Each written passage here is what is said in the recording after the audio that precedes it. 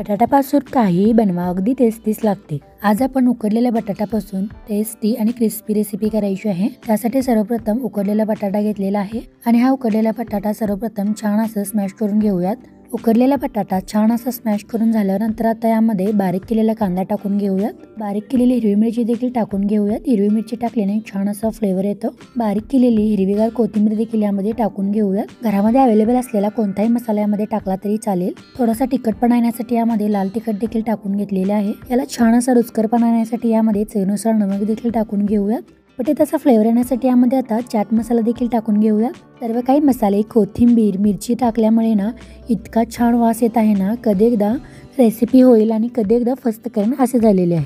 आता हे एकदम परफेक्ट असं मिक्सअप करून घ्यायचे आहे। सर्व काही एकजीव झाले पाहिजे अशा पद्धतीने छान असं मिक्सअप करून घ्यायचे आहे। आता घरामध्ये अवेलेबल असलेले ब्रेड्स घेऊयात। ब्रेड घेत असताना कितीही घेतला तरी चालेल। आता या ब्रेडचे आपण सर्वप्रथम कडा काढून घेऊयात। कडा काढत असताना पांढरा भाग आहे तसंच ठेवून द्यायचे आहे आणि ह्या सर्व काही कडा काढून घ्यायचे आहेत। आता या काढलेल्या कडा काय करायचा हा प्रश्न पडलाच असेल। काढलेल्या कडांचाही उपयोग या रेसिपीमध्ये करायचा आहे। कसा करायचा आहे तेही पाहूयात। त्याआधी सर्वप्रथम आपण ब्रेडचा पांढरा भाग छान असा बारीक करून घेऊयात आणि स्मॅश केलेल्या बटाट्यांमध्ये घालून घेऊयात।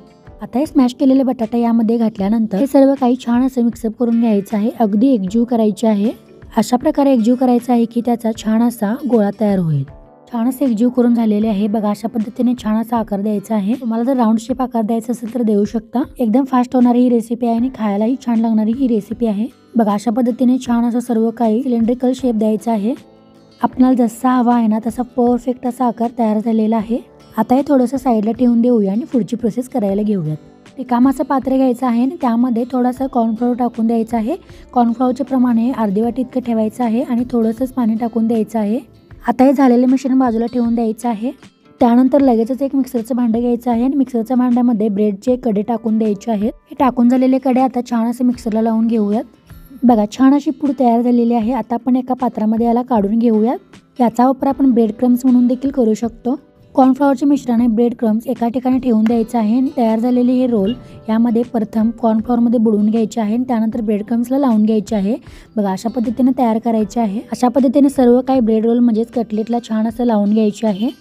आता हे कटलेट आपण तळून घ्यायचे आहे। त्यासाठी एका पॅनमध्ये थोडंसं तेल टाकून द्यायचं आहे आणि गॅस मंद आचेवर ठेवून अशा पद्धतीने छान असं तळून घ्यायचे आहे। जसे आपण गुलाबजामुन तळतो ना तशाच पद्धतीने छान असं तळून घ्यायचे आहे। गॅस मंद आचेवर ठेवूनच तळून घ्यायचं आहे कारण आतील बाजू पण भाजून घ्यावी लागते, त्यामुळे गॅस मंद आचेवरच ठेवून द्यायचं आहे बघा। अशा पद्धतीने सर्व काही छान असं तळून घ्यायचे आहे। सर्व काही कटलेट छान असं तळून झालेले आहेत। हे कटलेट्स तुम्ही टोमॅटो सॉस सोबत खाऊ शकता। कशी वाटली तुम्हाला ही माझी रेसिपी नक्कीच कमेंट बॉक्स मध्ये कळवा आणि चॅनलला नक्कीच सबस्क्राईब करा। खात रहा आणि आनंदी रहा।